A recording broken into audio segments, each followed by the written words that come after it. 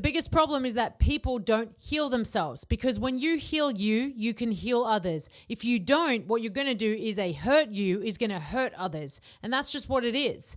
Hurt people hurt people. That's how it goes. And that is why there's so much projection that is out there.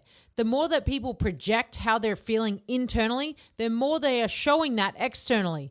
And this shows up, and it's so easy to see it. It's easy to see in their attitude, in the way they speak, in the way they carry themselves.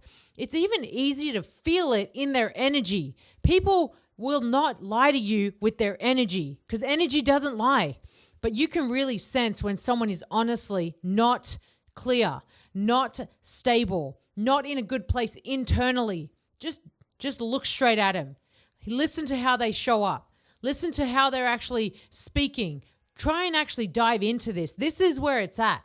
And you're going to really understand a person the more that you observe them, the more that you become aware of them. This is where every single thing really gets clear to you. So getting yourself into a position where you understand yourself, you understand the world, you wanting to learn more about where your emotions are coming from, where they're showing up, why they're showing up, and then how that's actually being projected. And if it's not being projected, it's being reflected. You've got to do one or the other. This is all part of like development. It's all about the self-development. You know, people will call themselves a mindset coach, but in reality, they're not doing personal development. Personal development isn't just reading a book. It's not just going out and sitting still. Personal development is really like learning and applying what it is that's showing up for you.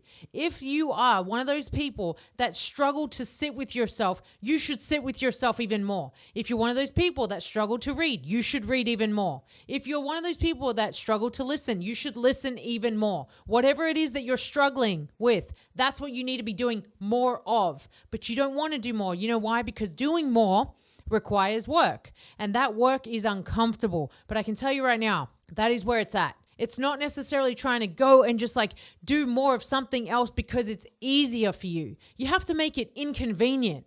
Make it so inconvenient that you're uncomfortable. And the more uncomfortable you are, the better it's going to be. That's where the growth is going to be.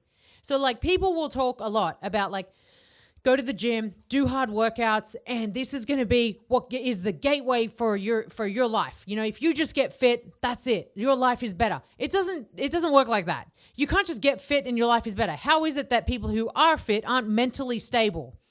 How is that happening? Because it doesn't just come down to being fit. It comes down to tapping into your internal mechanisms, understanding your self-limiting beliefs, understanding why your mindset is where it's set to. That it's not just about go to the gym and outwork everything and you're fine. That doesn't work like that.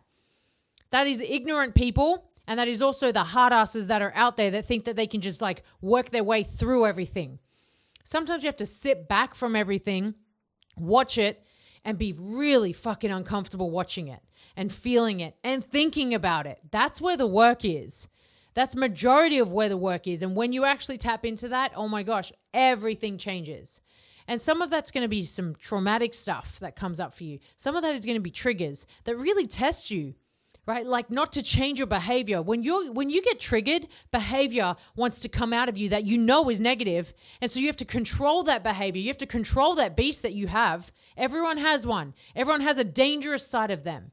And you have to control that dangerous side of you. That is where you become a powerful person. That is where you have more control over yourself. That is where you are better than anyone else because you can control the absolute worst parts of you. You can control the aspects of you that you have actually overcame. When you've done that, everything is so much better. So you have to start tapping into that. Who is that internal beast? What do they look like? What do they sound like? Why do they even exist? Where did they come from? And so when you know this, you go, I'm going to make sure I always tame that. I tame that and I'm in control. I do not let that get the better of me and it come out in my behavior, and then I somehow become angry and frustrated, and then I become spiteful. Then I start saying shit that I shouldn't say. Then I start doing shit that I shouldn't do.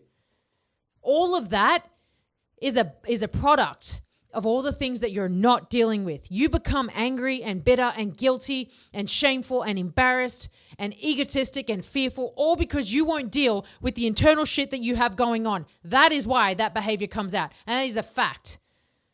When you start to actually deal with the internal stuff, you start to slow down, you start to understand, you start to get in control.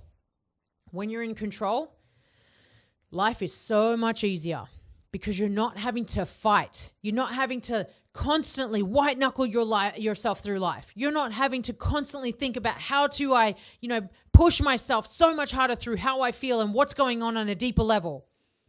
This is where your power lies. But you got to be willing. You have to be so damn willing to tap into those places. And how you're going to do that is you just got to sit with yourself. Truly sit with yourself, doing nothing.